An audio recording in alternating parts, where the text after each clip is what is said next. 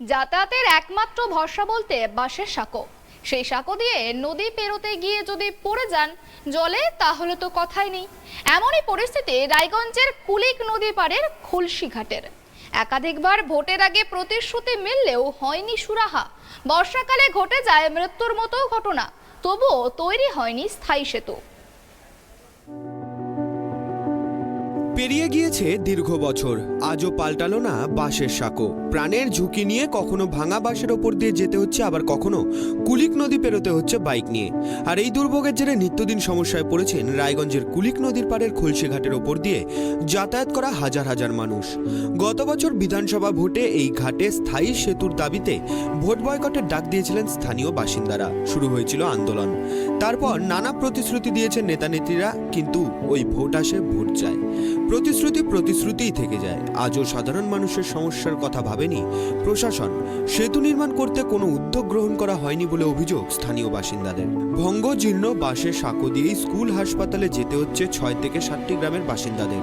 বর্ষাকাল এলে জলে ডুবে মৃত্যুর মতো ঘটনাও ঘটে যায় বলে জানিয়েছেন স্থানীয়রা। কিন্তু তারপরেও নির্মাণ হয়নি সেতু। যেখানে সরকারের তরফ থেকে নানা উন্নয়নমূলক কাজের খতিয়ান তুলে ধরা হচ্ছে, সেখানে দীর্ঘদিনের দাবি অনুযায়ী একটি স্থায়ী সেতু কেন হচ্ছে না প্রশ্ন তুলেছেন স্থানীয়রা। সবটাই ভাওতা বলে অভিযোগ করেছেন তারা। তাদের অভিযোগ, ভোট এলে বিভিন্ন রাজনৈতিক দলের নেতারা আসেন এবং সেতু তৈরির প্রতিশ্রুতি দেন, কিন্তু ভোট চলে গেলেই সেই প্রতিশ্রুতিও উধাও। বিধায়ক, সাংসদ সবার কাছে সেতু তৈরির দাবি জানালেও কোনো কাজ হয়নি বলে অভিযোগ করেছেন স্থানীয় বাসিন্দারা। মানে আমরা তো বাইক নিয়ে, সাইকেল নিয়ে হাইটেও চলাফেরা করা যায় না এই বর্ষার সময়।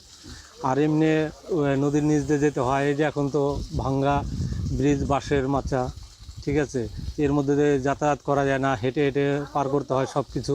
তারপর জলের মধ্যে দিয়ে বাইক জলের মধ্যে দিয়ে নিতে হয়, এরকম। এর থেকে আর দুর্ভাগ্যজনক কোনো কিছু হয় না। বিধানসভার সময় দেখলাম অনেক নেতারা এসে প্রতিশ্রুতি দিল। ও প্রতিশ্রুতি মানে যত রাজনৈতিক দল আছে সবাই আমাদেরকে প্রতিশ্রুতি দিয়ে যাচ্ছে, যে আমরা ছোট থেকে দেখে আসতেছি। এখন আমরা অনেক বড় হয়ে গেছি, ঠিক আছে, তাই প্রতিশ্রুতি শুধু আজ পর্যন্ত হয়নি।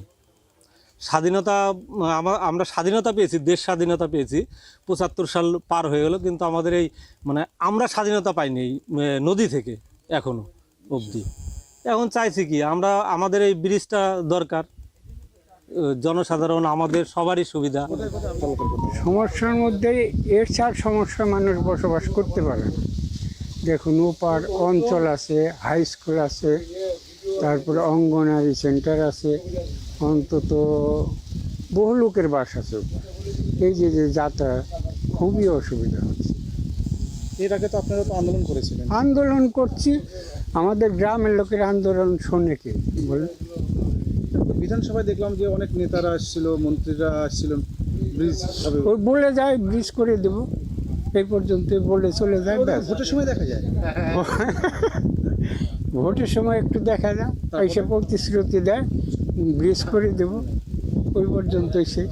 তারপর আর দেখা যায় না না না, তারপরে দেখা যায়। প্রচন্ড অসুবিধার মধ্যে চলতে হয়। প্রচণ্ড, এর চেয়ে অসুবিধায় মানুষ বসবাস কী করে করবে? আপনারা কি চাইছেন? আমরা একটা ব্রিজ চাচ্ছিলাম, আর কিছু চাইছিলাম না। বলছিলাম যে একটা ব্রিজ হলে লোকের যাতায়াত, এখান থেকে ধরেন যে কর্ণদের আমাদের অফিস আদালত কাছে, ওখানে যাতায়াত করতে হয়।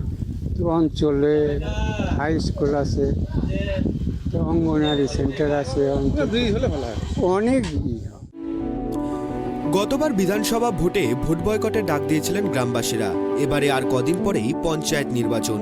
সেখানে দাঁড়িয়ে এবারও কি গ্রামবাসীরা ভোট বয়কট করবেন, নাকি সেতুর দাবিতে পাল্টে দেবেন ভোট বাক্সের ফলাফল? সবটাই জানা যাবে আর কিছুদিন পর। রায়গঞ্জ থেকে কুষাণ সরকারের রিপোর্ট, ট্রাইব টিভি।